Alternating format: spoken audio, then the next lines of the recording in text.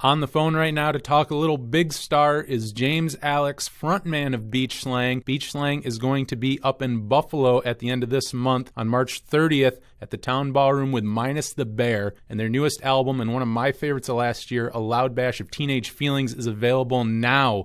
James, thank you so much for doing this. How you doing today? Hey, man, doing great. Thanks so much for having me. Oh, no problem. Obviously, for this episode, we are celebrating the life, legacy, and music of Alex Chilton on the 7th anniversary of his passing. So right away, do you remember the first time you ever heard Big Star? Oh, clearly, man. The first real band I was ever in, we were playing CMJ once, and we played a showcase with Super Drag, who are also from Memphis. And I remember them saying, John said, we're going to play some Big Star. And they broke into September Girls. And I was like, what is this? Yeah. So it was like, as soon as, I heard that, I talked to John after the show, and it was like, I started just getting my hands on everything they ever did. But that was it. So the first time I heard them was the cover, ran out, got, everything. The first thing I got was #1 record, and when I heard 13, I was just like, I think I just heard the greatest song. It was it. Yeah.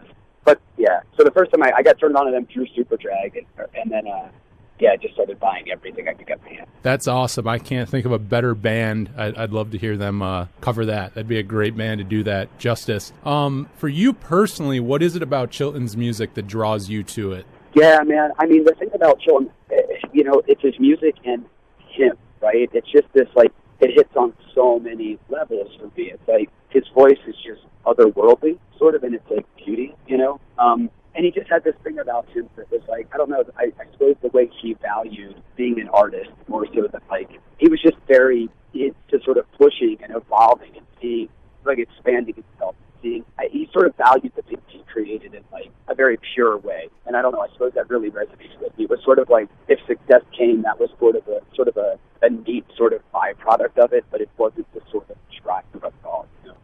And also, I mean, on top of that, because it's pretty safe to say that his music influences your music. I mean, what are some of the parts of his songwriting? I mean, really breaking it down.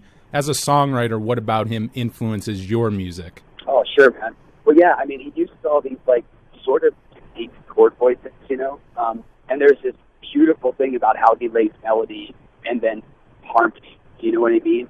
It's not so much about albeit some of those songs are complicated in their voicing and stuff, but it's that same thing that turns me on about a lot of the stuff that I love coming up. It's less about being virtuoso-y about things, and it's about how do you frame a really genuine charging feeling, and it was just something about the way he did that look, man, I'm going to strive to sort of emulate. I'm never going to catch it, but there was just something really beautiful and pure and almost simple about it.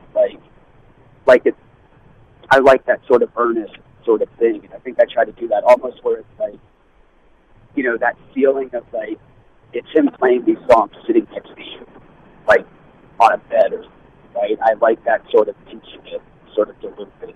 And also, I asked you for one of your favorite Big Star songs, so we could play it after we talk to you, and you chose Take Care. Do you want to tell us why this one is one of your favorites? Yeah, it's